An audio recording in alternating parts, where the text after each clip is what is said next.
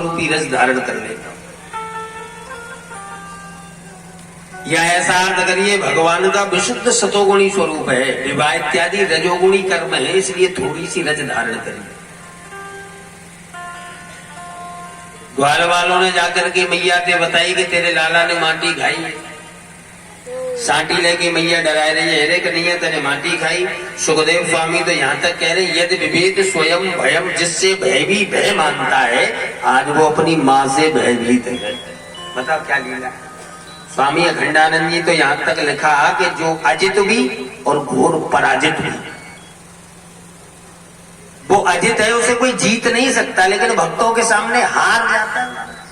ताई अहिर की छोरियां छचियावर छाछ पे नाच नचा।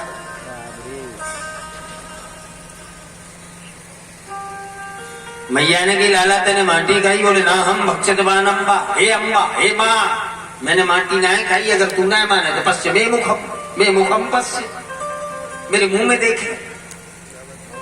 अब लोग बोलते हैं कि बताओ भगवान सत्यनारायण और सरासर झूठ बोल रहे हैं।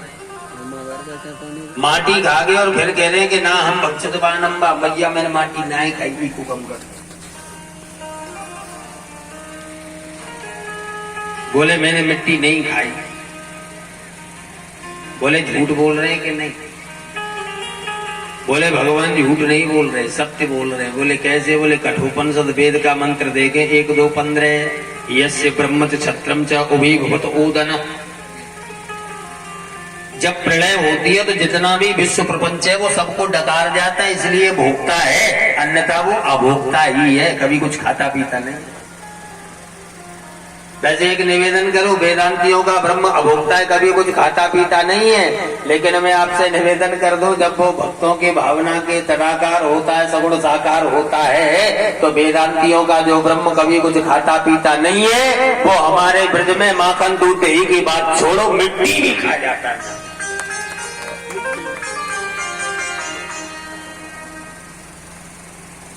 ये भावना की बात है। मैया डरा रही है, तेने माटी खाई? बोले ना पश्चिमे मुखम, मेरे मुंह में देख ले मैया। और जैसे ही मुंह खोला परीक्षित पूरे ब्रह्मांड के दर्शन माँ यशोदा को कराए। बोले ब्रह्मांड के दर्शन क्यों कराए? भगवान बताना चाह रहे तू मेरी माँ नहीं, पूरे ब्रह्मांड की माँ है, देख इन सब की माँ। या ऐसा अर्थ करिए ब्रह्मांड के दर्शन क्यों कराए? माँ तू सोच रही है तेरा बेटा मिट्टी खा गया, अपच हो जाएगी, पेट खराब हो जाएगा। अरे तेरा बेटा प्रज्ञा और प्राण दोनों जिसके ओदन है, जो दोनों को डकार सकता है, क्या उसे अपच हो सकती है? बड़ी मैया हाथ जोड़ने लगी, हे भगवान मेरे लाला के मुंह में अलाय बलाय कहां से आएगी? सुखदेव स्वामी बोले भगवान ने योग माया से कहा स्मृति नष्टा, मेरी माँ की स्मृति नष्ट कर दो।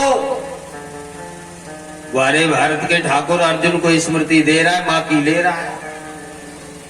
अर्जुन को भी पूरी गीता सुनाई, तब 18वें अध्याय के 73वें नंबर के श्लोक में अर्जुन बोले नष्टो वो स्मृत लब्धा प्रसादात मयाच्युत, हे अच्युत आपके कृपा प्रसाद से मेरा मोह नष्ट हो गया, स्मृति लब्धा प्राप्त हो गई। अर्जुन को स्मृति दे रहा है, माँ की स्मृति ले रहा है। हमारे गुरु जी तो भगवान श्री कृष्ण का एक नया नाम बोलते थे, अद्भुत कर्मा। मतलब कहता कुछ है करता कुछ है, इसलिए अद्भुत कर्मा है भैया। श्री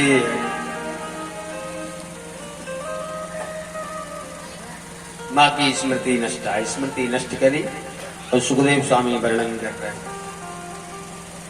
एकदा गर्भदासीषु यशोदानंद गेहिनी कर्मांतुर्नियुक्तासु निर्ममन्तु स्वयं दति यानि यानि भी गीतानि तद्वाले चरितानि च तदनिर्मन्थने काले स्मरन्ति तान्यगायत स्वेनं वक्त्रं कमल विगलत मालती निर्ममन्थः। परीक्षित एक दिन माँ यशोदा लाला के लिए माखन बना रही हैं अपने हाथों से। स्वेनम वक्त्रम, माँ के चेहरे से पसीने की बूंदें झड़ रही हैं, केसों से मालती के पुष्प गिर रहे हैं, बड़ी सुंदर छटा है माँ यशोदा की। वैसे भैया इतना ही बोला भगवान व्यास ने, तो वैसे माँ के सौंदर्य का वर्णन नहीं किया जाता। आप रामचरितमानस उठा के देखें, तुलसी बाबा ने सीता जी के सौंदर्य का वर्णन कहीं नहीं किया। तुलसी बाबा ने विचार किया, बोले लक्ष्मी की उपमा माँ सीता को दे दूं। बोले नहीं, लक्ष्मी का खानदान ठीक नहीं है, विष और बारुणी उसके बहन भाई है, इसलिए उपमा नहीं दूंगा। बोले पार्वती की दे दूं। बोले नहीं नहीं, पार्वती तो अर्धनारीश्वर, आदि शंकर जी आदि पार्वती जी 50-50। बोले रति की उपमा दे दूं। बोले नहीं नहीं, उसके पति नहीं है, प्रत्यक्ष में काम दे। जब सिर्फ तीसर ने उगारा और चितबो काम भयु जरी छारा। कहीं भी आप पूरी रामायण उठा के देखे, सीता जी के सौंदर्य का वर्णन नहीं, ओनली एक चौपाई मिलती है, उसमें एक शब्द दिया। देखो चौपाई आपको याद है? एक खगही मृग मधुकर श्रेणी, तुम देखी सीता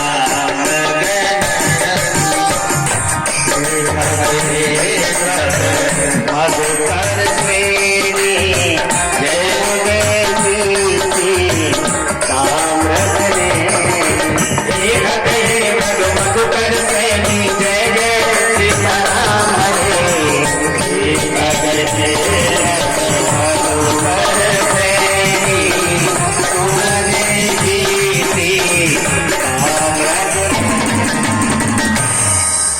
यहाँ राम जी हे खग हे मृग मधुकर श्रेणी पशु पक्षियों से पूछ रहे, क्या तुमने मृगनयनी सीता को देखा है?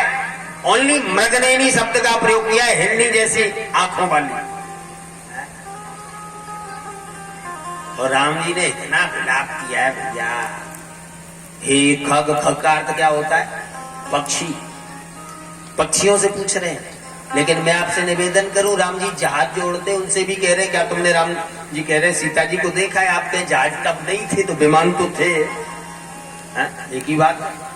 कोई सज्जन कह रहे थे, कहावत है, बोले घर घर चूल्हे माटी के। ये कहावत है ना, बोले घर घर चूल्हे माटी के। एक सज्जन बोले महाराज अब तो चूल्हे की परंपरा आ गई, अब तो गैस है। बोले सिलेंडर तो एक सा है, चाहे इंडियन, भारत, कोई भी नाम बोल दो। तो हे खग हे मृग मधुकर श्रेणी, तो खगकार तो पक्षी है, लेकिन खगकार तो होता है खग विचरती थी। खग खमीस आकाश, आकाश में जो विचरण करे वही खग है, चाहे जहाज क्यों नहीं हो। उससे भी राम जी कह रहे, क्या मृगनयनी सीता को देखा है? देखो एक श्लोक बोल रहा हूं, खचरस सुतस सुतो खचरा जननी खचरी न पिता खचरा, खचरस सुतस हदो खचरा, खचरी रोदत हारे खचरा। इस श्लोक में खचर के अलावा कुछ नहीं आया, लेकिन अर्थ बड़ा मार्मिक है, सुनो। खचरस सुतस्य सुतो खचर, खचर खमीस आकाश, चल माने चलने वाली। आकाश में क्या चलती है? वायु। खचरस्य सुतस्य, वायु का सुत कौन है? बोले भीम। सुतो, उसका सुत कौन है? बोले खचर। आकाश मार्ग से चलने वाला घटोत्कच। जननी खचरी न पिता खचर, घटोत्कच की जो माँ है हिडम्बा वो खचरी थी, मतलब आकाश मार्ग से चलने वाली, लेकिन पिता न खचर। भीम हमारी तुम्हारी तरह चलता था, वो खचर नहीं था पिता।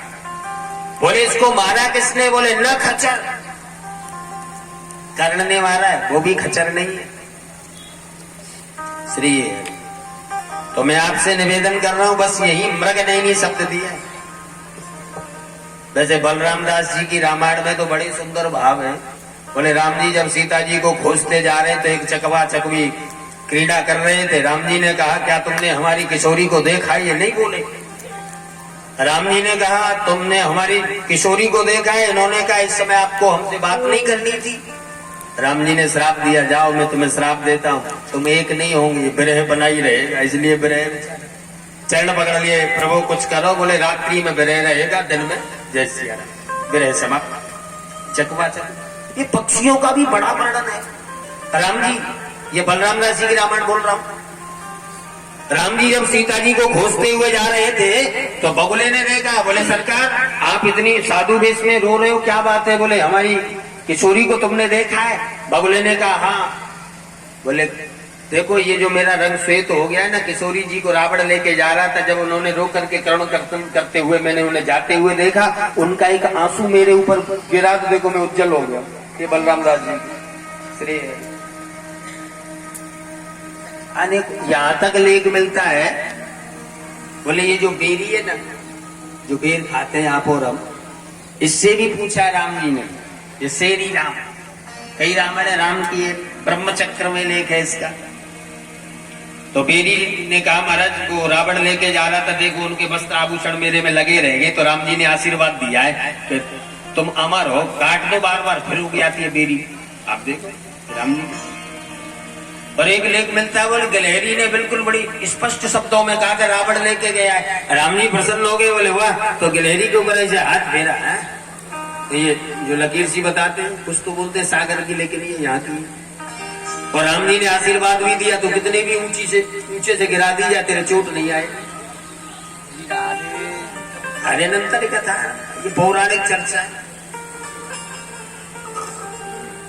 ये जो लेख बोल रहा हूं गिलहरी वाला, ये असमीय गीत रामायण उसका लेख है। और तत्व संग्रह रामायण में लेख मिलता, गोदावरी से राम जी ने कहा क्या तुमने सीता को देखा है? गोदावरी नहीं बोली, तो राम जी ने साथ दिया, तेरा जल जो है स्पर्श हो जाएगा, स्पर्श योग्य नहीं रहेगा। जो भी गोदावरी में स्नान करेगा वो चांडालवत हो जाएगा। ऋषि मुनियों ने, ब्रह्मा इत्यादियों ने कहा महाराज आपने ये क्या किया? तब राम जी ने अपने बाण से गोदावरी को सबरी कूप से मिलाया, जिसमें सबरी स्नान करती थी। तब से ये स्पर्श योग्य हुई गोदावरी। ये तत्व संग्रह रामायण से बोल रहा हूं। हरे नंतर कथा। और देखो बोलते ना, बोले सबरी झूठे बेर लाई, ये लाई वो लाई। रामायण का कविन पुस्तक का नाम है, उसका लेके ये नहीं वो गाना भी गाते, भिलनी सम्हारे रास्ता आएंगे राम जी, चक चक के बेर राम जी को, ऐसा नहीं। इसका भाव ये झूठे बेर सरकार को नहीं खिला रही, उसने वृक्ष पहले चुन रखे थे चखके के, इसके मीठे बेर है, इसके खट्टे, मतलब वृक्ष पे ही चखके वो जानती है, चखके नहीं दिया है।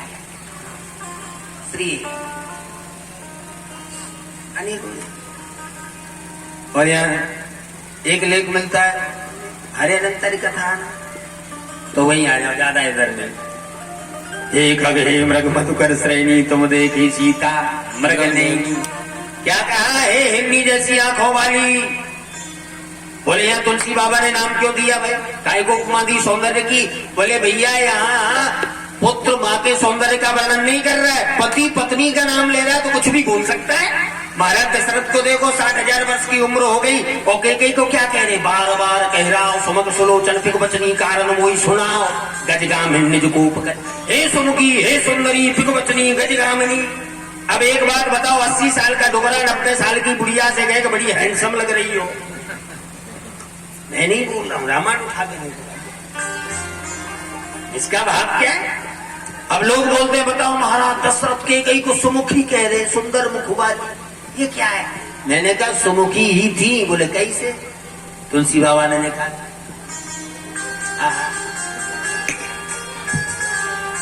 राम नाम बिन राम नाम तेरे देख विचारा दिव्या की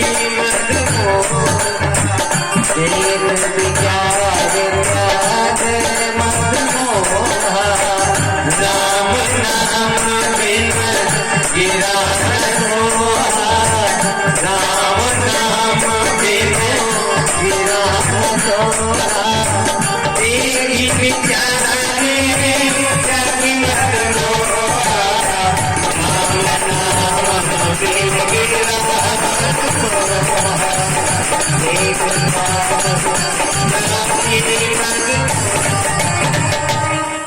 राम नाम बिन गिरा न सो। आज बहुत मूड खराब कर रहे शरीर है।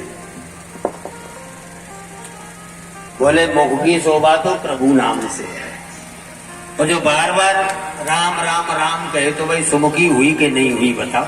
एक ही बड़ा स्नेह करती थी, इसलिए सुमुखी। सुलोचन नेत्रों की शोभा कब है? जब भगवान का दर्शन करे। और कई बार बार राम के दर्शन कर रही है तो सुलोचनी हुई कि नहीं हुई बताओ? नहीं तो लोचन मोर पंख कर लेखा।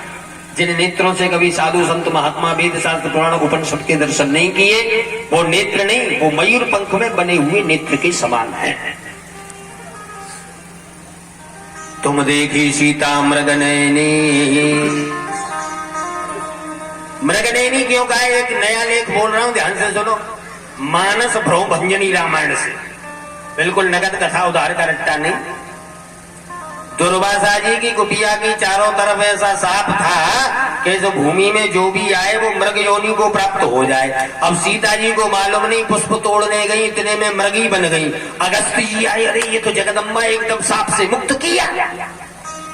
तो ये कथा राम जी जानते, दूसरा नहीं जानता, इसलिए कह रहे मृगनयनी। ऐसा भी श्री हरि। तो वहीं आ जाओ, कथा कहां चल रही है? माँ यशोदा माखन बना रही है कन्हैया के लिए। कन्हैया जी जागे, माँ की गोद में बैठ करके पेयपान करने लगे, दूध पीने लगे, बातें करने लगे।